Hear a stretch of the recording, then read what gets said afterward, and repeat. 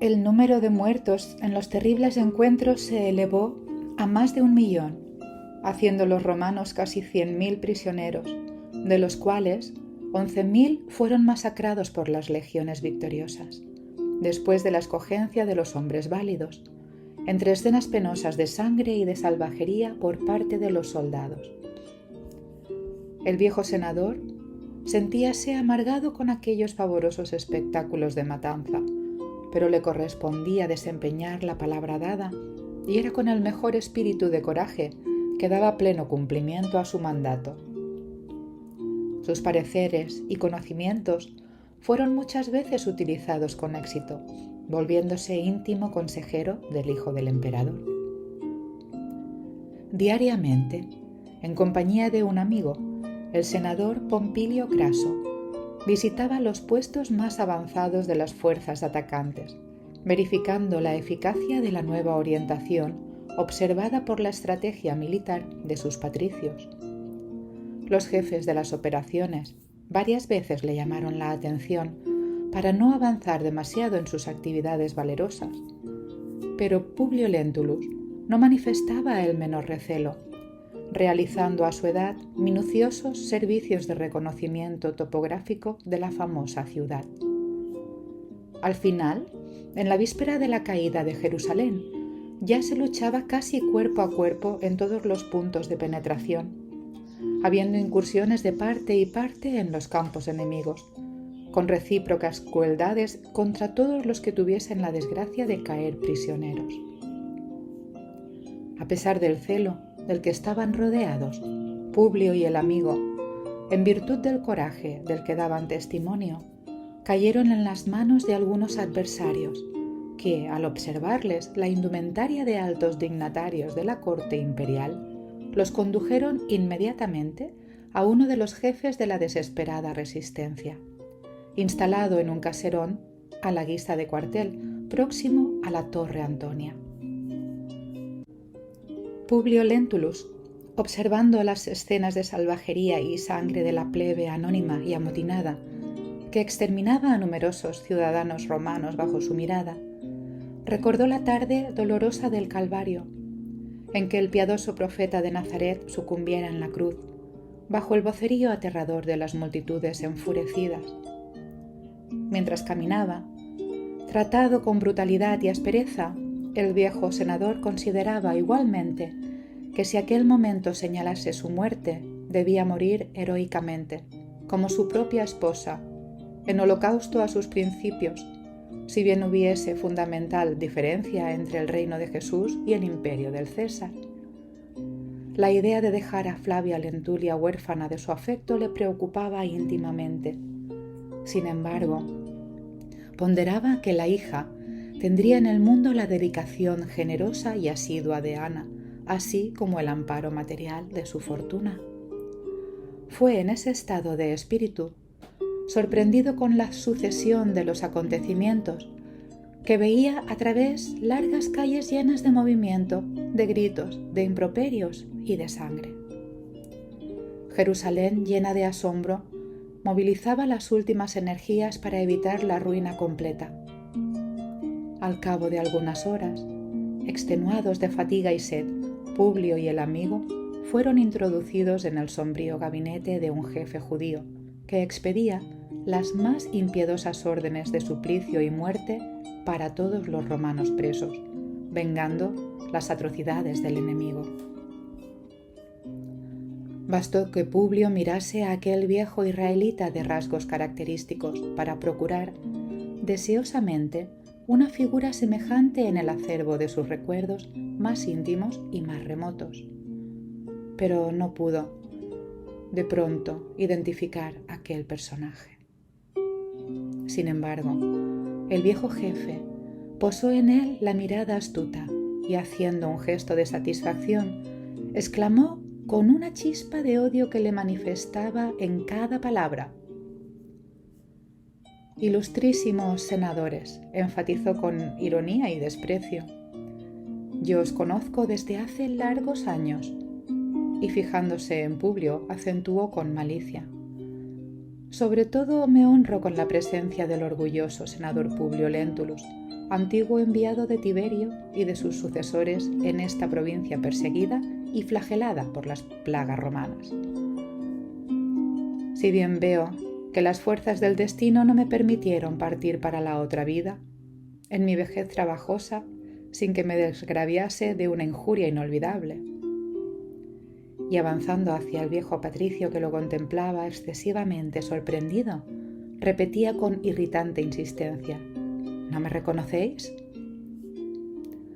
Pero el senador tenía el semblante evidenciando su penoso abatimiento físico, en vista de aquella prueba ruda de su vida, y en balde encaraba a la figura delgada y maquiavélica de Andrés de Giroas, ahora con el elevado ascendente de los trabajos del templo famoso, en vista de la fortuna que consiguiera amontonar. Verificando la imposibilidad de ser identificado por el prisionero cuya presencia allí más lo interesaba y que le respondiera a todas las preguntas con el silencio, gesto negativo, del viejo judío, retornó con sarcasmo: Publio Lentulus, soy Andrés de Gioras, el padre a quien insultaste un día con el exceso de autoridad orgullosa. ¿Te recuerdas ahora? El prisionero hizo una señal afirmativa con la cabeza, pero viendo que su atrevimiento no lo intimidaba, el jefe de Jerusalén insistía desesperado: ¿Y por qué no te humillas en este momento frente a mi autoridad? ¿Ignoras por ventura que puedo hoy decidir sobre vuestros destinos? ¿Cuál es la razón por la que no me pides conmiseración? Publio estaba exhausto. Recordó sus primeros días en Jerusalén. Recordó la visita de aquel agricultor inteligente y rebelde. Procuró rememorar íntimamente las medidas que adoptara en calidad de hombre público a fin de que el hijo del judío volviese al hogar paterno, sin imaginarse haber destilado tanta hiel en aquel corazón que no se pudo resignar. Deliberara no decir nada frente a aquella figura desesperada truculenta, atendiendo a sus más íntimas disposiciones espirituales, pero, en vista de la osada insistencia, sin abdicar a las antiguas tradiciones de orgullo y vanidad que lo caracterizaban en otros tiempos, y como desease demostrar su valentía en tan penosas circunstancias, replicó al final con energía: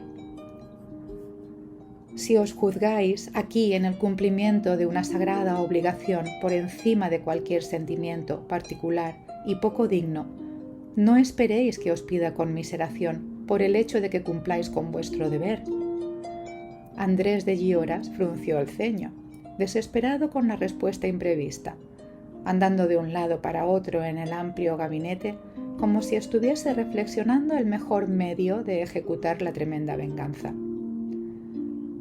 Después de algunos momentos de sombrío silencio, como si hubiese llegado a una solución acorde con sus sanguinarios proyectos, llamó con voz soturna a uno de los numerosos guardias ordenando: «Ve deprisa y dile a Ítalo, de mi parte, que debe estar aquí mañana, a las primeras horas, para cumplir mis determinaciones». Y mientras el emisario salía, se dirigió a los dos prisioneros en estos términos: «La caída de Jerusalén es eminente, pero daré la última gota de sangre de mi vejez para exterminar a las víboras de vuestro pueblo. Vuestra raza maldita vino a cebarse en la ciudad electa, pero yo exulto con mi venganza y en vosotros dos, orgullosos dignatarios del imperio de la piedad y del crimen, cuando se abran las puertas de Jerusalén, habré ejecutado mis implacables designios».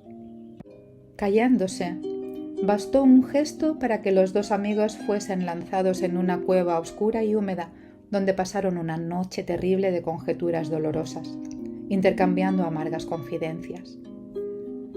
En la mañana siguiente eran llamados a la prueba suprema. Ya se oían en la ciudad los primeros rumores de las fuerzas romanas victoriosas, entregándose al terror y al saqueo de la población humillada e inerme. Por otra parte, el éxodo precipitado de mujeres y niños en gritería infernal y angustiosa.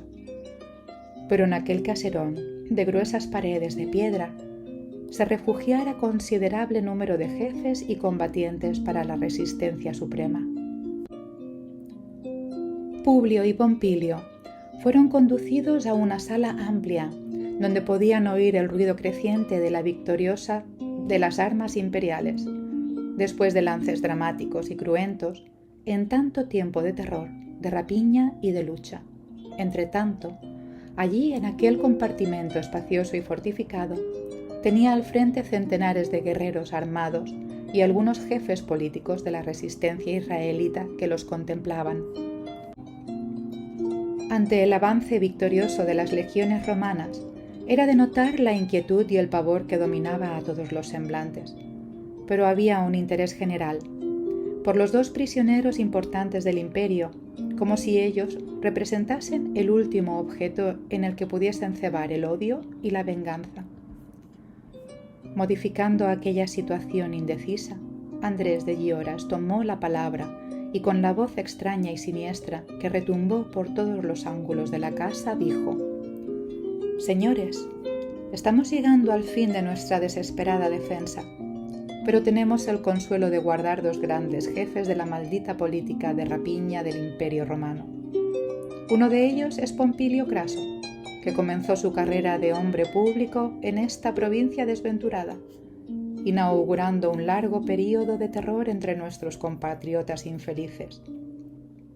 El otro, señores, es Publio Lentulus, orgulloso enviado de Tiberio y de sus sucesores en la Judea humillada de todos los tiempos, que esclavizó a nuestros hijos aún jóvenes y organizó procesos criminales en todas las zonas provinciales, fomentando el pavor de nuestros hermanos perseguidos y flagelados allá desde su residencia señorial en Galilea.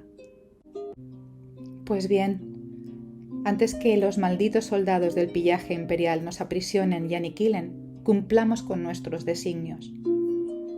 Todos los presentes le oyeron la palabra, como si fuera la orden suprema de un jefe a quien se debiese obedecer ciegamente. Los dos senadores fueron entonces amarrados con pesadas piezas de hierro a los postes del suplicio, sin libertad para cualquier movimiento, restringiendo sus expresiones de movilidad con los ojos silenciosos y serenos en el sacrificio. Nuestra venganza, volvía el odioso israelita a explicar, debe obedecer al criterio de la antigüedad. Primeramente deberá morir Pompilio Craso, por ser el más viejo, y para que el vanidoso senador Publio Lentulus comprenda nuestro esfuerzo para eliminar la vitalidad de su imperio maldito.